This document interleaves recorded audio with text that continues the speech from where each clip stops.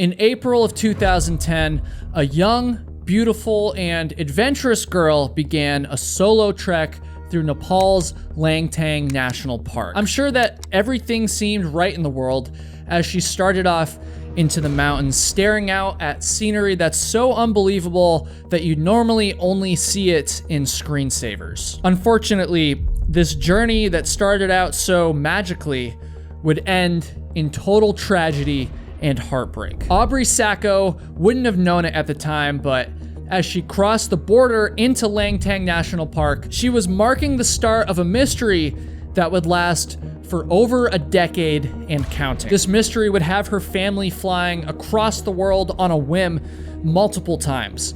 It would have 3 men being apparently falsely arrested and jailed, only to be released less than a month later. And this mystery would bring the dangers of solo trekking internationally, as well as the corruption and, dare I say, uselessness of the Nepalese government to the forefront of headlines in the United States and other Western nations. Countless search hours, 3 arrests, and theory after theory after theory, and yet nobody knows what the hell happened to Aubrey Sacco. This is the story of her mysterious disappearance and the search that followed.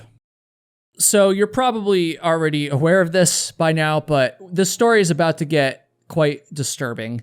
And so before we get there, I do just want to take a second to lighten things up and to tell you about this video's sponsor. Factor is the sponsor of this video. They're basically making it possible for us to tell Aubrey's story on here and raise more awareness about her case. So here's the thing.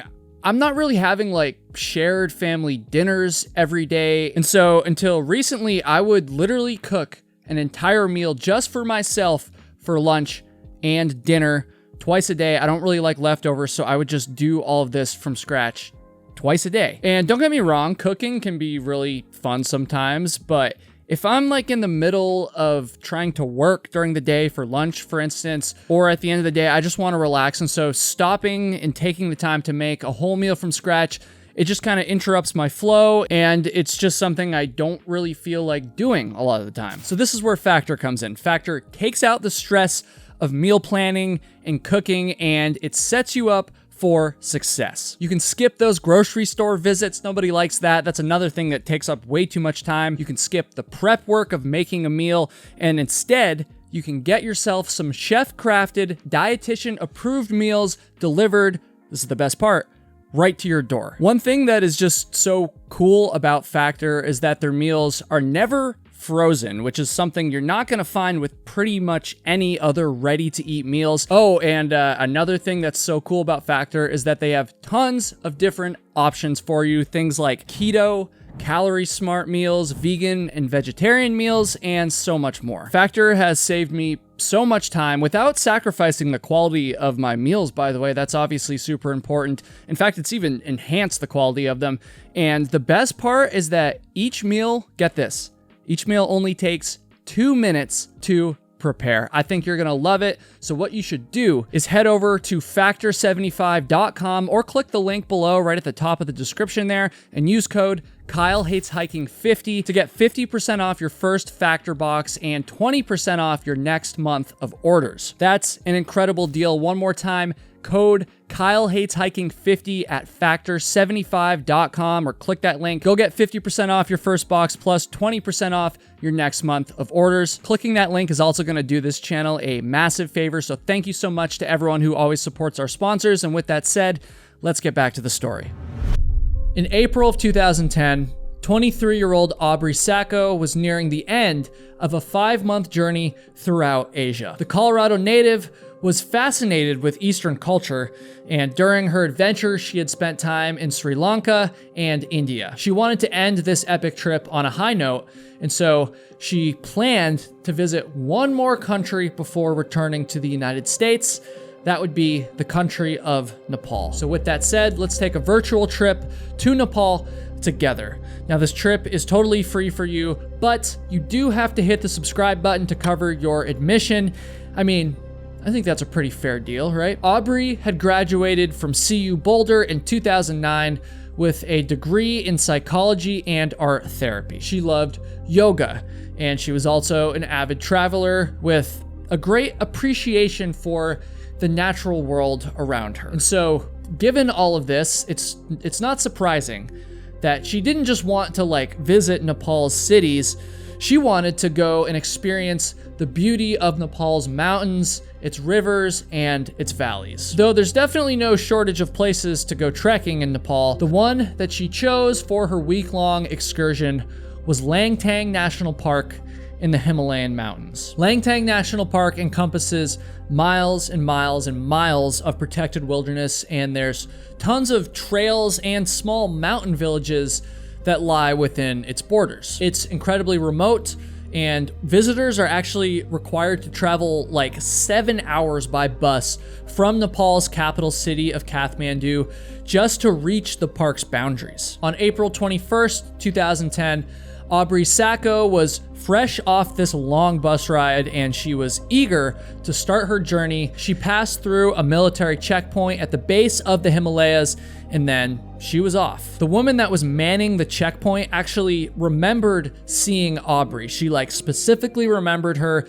and she also remembered her smile. Unfortunately, this positive encounter would soon prove to be the start of a timeline of Aubrey's known whereabouts in Langtang National Park leading up to her disappearance. So after she leaves this military checkpoint, she continued trekking north all by herself. I'm not sure if she was aware of this, but at the time, and actually still to this day for that matter, I believe, both the US State Department and the government of Nepal itself strongly recommends against solo trekking in the country. This was just a recommendation in 2010. I do not believe it was illegal to do so. I do believe that has since changed, however. I read that starting in 2023, tourists, they're now required to hire a licensed guide before trekking through the wilderness in Nepal. Around 10 a.m., Aubrey arrived at the Namaste guest house,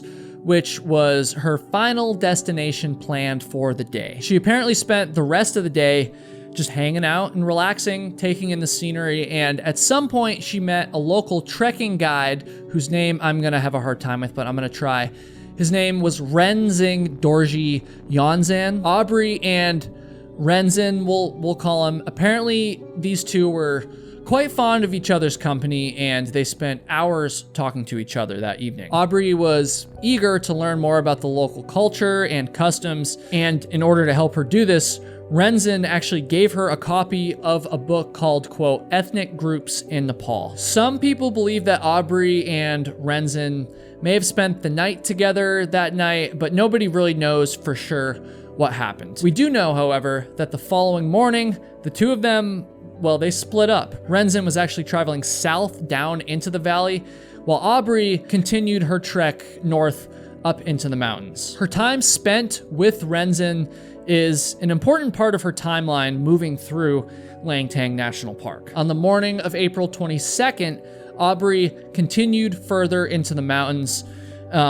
This is obviously a wilderness area that she's traveling in, but my understanding is that she still would have encountered plenty of people along the way. Other trekkers, certainly, but also locals who live in the small villages dotting the Langtang Valley. She also would have encountered military personnel and probably porters as well. Eventually, Aubrey reached the small village of Llama Hotel, which, like many of the villages in Nepal, can only be reached on foot. My understanding is that Llama Hotel pretty much only exists to serve tourists that trek to it. It's tiny. It pretty much just has a few tea houses, a few places to get some food, a few places to stay, and that's pretty much it. It's a small place, but it plays a very big role in Aubrey's timeline. So apparently she was seen by the locals in Llama Hotel drinking soda eating food, and possibly reading the book that Renzin had given her the previous day. At one point, she made her way into the Sherpa Hotel and Lodge, and she sat down at a table. After she did this, she spent some time just kind of lounging around here, and she began talking with 3 local men in their late teens and early 20s while she was in there. I wasn't able to find the names of these men. Knowing myself, I wouldn't have been able to pronounce them anyways, and so I have no idea who they were or what they were up to. However, I do know that at some point during her conversation with these men, Aubrey said that she was going to continue on to the next village, which is called Riverside. At this point, morning had come and gone, but it wasn't super late either. It was like early afternoon, and Aubrey felt that she could easily reach the village safely in a reasonable time frame to spend the night there. These unnamed men apparently disagreed with her about this. They insisted that it was just too late in the day for her to make the trek, and for whatever reason, Aubrey would end up concluding that they were lying to her. And so with that, she grabbed her gear and she left, presumably to start her trek to Riverside. But she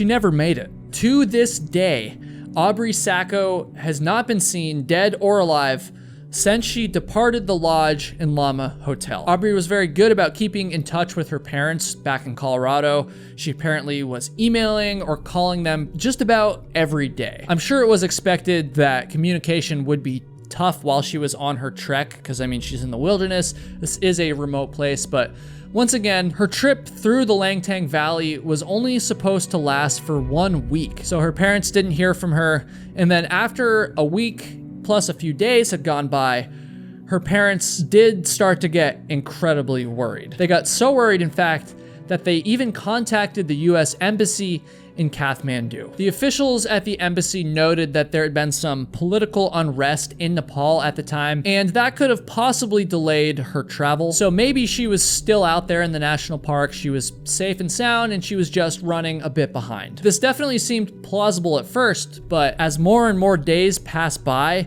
Aubrey's parents still heard nothing from her. And so eventually they decided that they needed to take matters into their own hands. Aubrey's father, Paul, and her older brother, Crofton, actually flew to Nepal on May 16th, 2010. And when they arrived, they were eager to figure out what the hell was going on. By this point, a search was already underway in Langtang National Park, but of course they hadn't found anything yet. And so they travel to the border of the park, and then Paul Sacco, who was fresh out of a recent hip surgery, by the way, began trekking up the very same path that his daughter had traveled on less than a month earlier. As Paul and Crofton began their investigation, they remained hopeful that Aubrey would be found alive, or even that they would coincidentally just run into her on the trail. I mean, it's certainly possible that while they were hiking up, she could have finally been ready and able to hike out, and so they could have intersected each other, but unfortunately, this didn't happen. The days dragged on. They searched the mountains and the trail just tirelessly, and no results. So eventually Crofton returned to Colorado, but Paul stayed behind and continued to investigate. He met with the Nepal police, he met with US Embassy officials, and he interviewed anybody who could have possibly had some answers in his daughter's disappearance. Despite his best efforts, he didn't get any closer, and he had no choice but to return home. I can't imagine how painful that return flight must have been, because yeah, I just said it there. On his return flight home, he was no closer to finding his daughter than he was when he first landed in Nepal. However, the investigation didn't just stop after Paul returned to Colorado. The Saccos enlisted the help of a local guide back in Nepal who interviewed folks from the Llama Hotel village during the summer of 2010. It's through these interviews that they learned many of the details of Aubrey's timeline leading up to her disappearance, the very same details that I shared earlier in the video. The investigation is just dragging on at this point, and the longer that it dragged on, the more things just didn't seem to add up.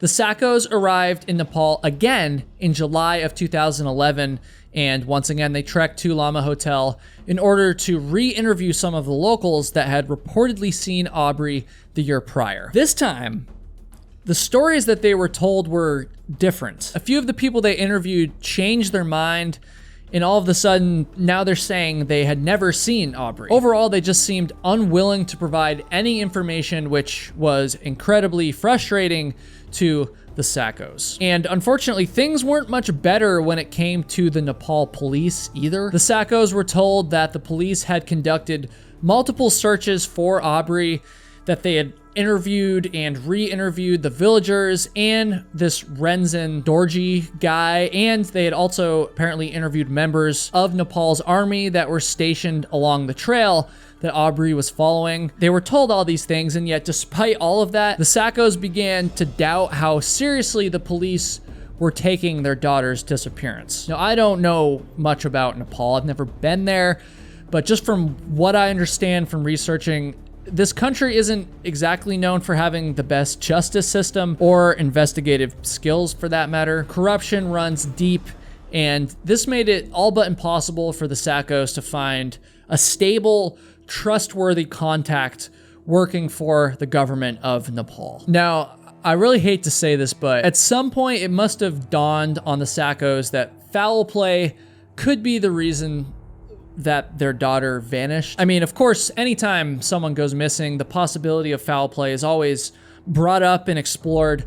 But in this case, it seemed especially likely. And I say that because, well, Langtang National Park had some pretty shady recent history when it came to trekkers. An alarmingly high amount of trekkers have gone missing in Nepal, and in Langtang National Park specifically, there have been numerous cases of Western female trekkers being assaulted, many of them hiking solo without a guide, by the way, just like Aubrey. In 2005, 2 different French women disappeared in the park, and this prompted the Nepal police to state that they actually believed a serial killer was roaming the area. In December of 2011, a different woman from the United States was threatened and attacked by a man wearing a black mask and carrying a knife. Fortunately, in this case, the woman was actually able to escape.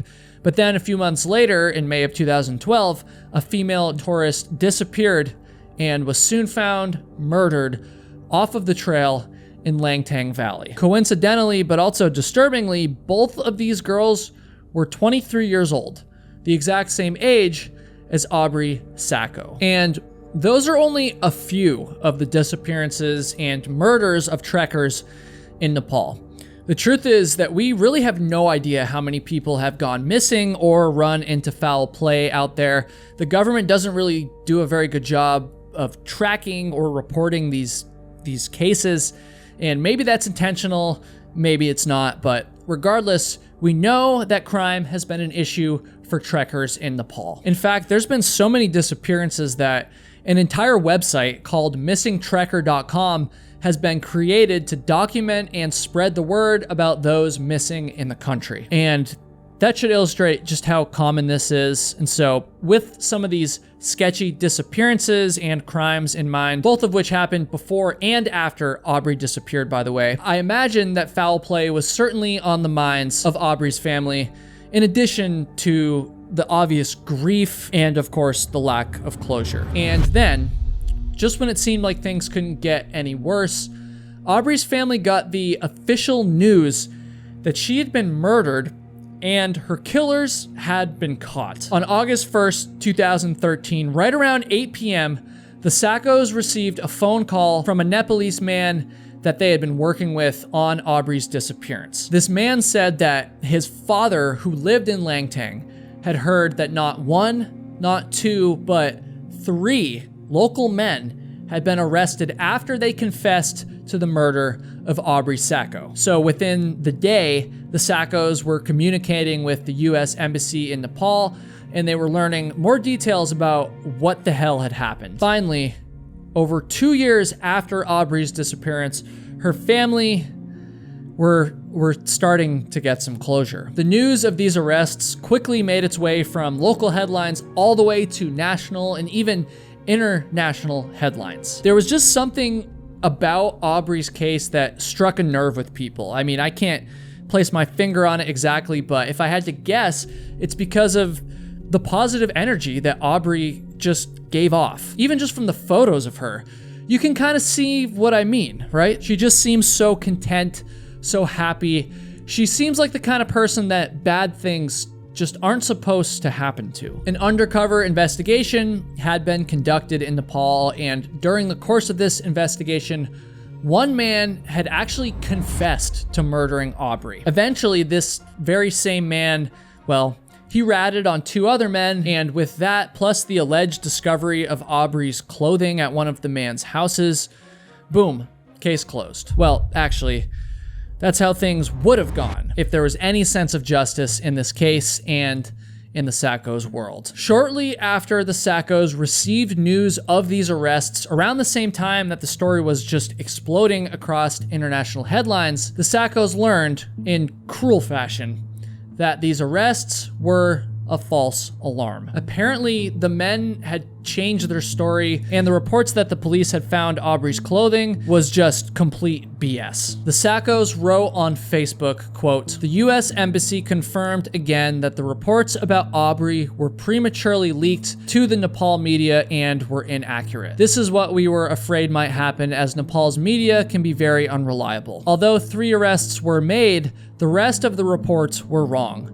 There were no admissions made and no camera or clothing found. The 3 parties were questioned, but the results were inconclusive." These 3 men were all released 28 days later. And so just like that, the Saccos, they were back to square one. And as much as it pains me to say this, my understanding is that there really hasn't been any updates in this case since those false arrests. That's not to say that the Saccos have given up on trying to find their daughter, however. Since 2013, the Saccos have continued to work tirelessly to find the answers they so desperately deserve, as well as to improve safety for future trekkers in Nepal. They've hired local private investigators to follow up on leads. They've interviewed and re-interviewed witnesses countless times, and they eventually pushed hard enough that all of these witnesses were actually polygraphed. Paul Sacco has gone back to Nepal multiple times to follow up on new clues, and the family continues to actively seek out new information about what could have happened to this day. And yet, despite their tremendous efforts, 14 years have gone by. 14 years, and we still don't have any idea what occurred in April of 2010. I had the pleasure of communicating with Paul Sacco about this story, and I asked him if he had any message that he wanted to pass on to you through this video, and here is exactly what he told me. Quote, "Don't hike without a guide or group of people. What I'm going to say next is controversial. The mountains of Nepal are a dangerous place, and not so much because of the natural dangers. The military, who guard the national parks, may actually be the foxes guarding the hen house, or there could even be serial killers roaming the national parks, some of whom could even have ideological motivations against foreigners. This is not the safe place described in Lonely Planet. Despite this, though, the people of Nepal, by and large, are a wonderful, peace-loving people, denied an education by their government and victimized by their government's corruption." So, what could have happened to Aubrey Sacco? I mean, I've harped on the foul play theory a lot in this video, but I do think it's important to acknowledge that it's possible that she did experience an accident while trekking, something like a fall or a slip, something natural like that. The fact is that accidents do happen to hikers, especially solo hikers, in wild and remote areas. But at the same time, I don't know, foul play just really seems to be the leading theory here. In addition to the possibility that she was murdered, there's also been theories over the years, kind of like Paul just touched on there, that the soldiers who patrol the area might have had something to do with her disappearance. In 2010, only a few months after Aubrey disappeared, 3 women from France were allegedly SA'd by soldiers stationed at a checkpoint close to where Aubrey was last seen. Now, it should be noted that this checkpoint is further up the trail than Aubrey is suspected to have made it, but it is close enough that it's awfully suspicious. Still though, I mean, there's never been any proof of foul play. Nothing like that has ever been found. I don't know, it's a sad case, and I hope that someday the Saccos get the closure that they so badly desire and deserve. So if you have any information about what happened to Aubrey, I put an email address in the description that you can reach out to in order to reach her family. And in addition to that, if you're interested in supporting the search for Aubrey, my give back call out this week is aubreysacco.com.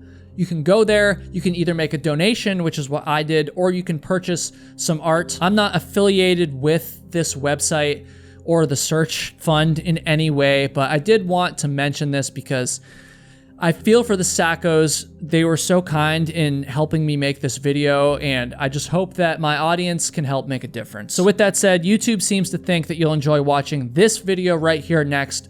So go ahead and click on that, and thank you so much for watching.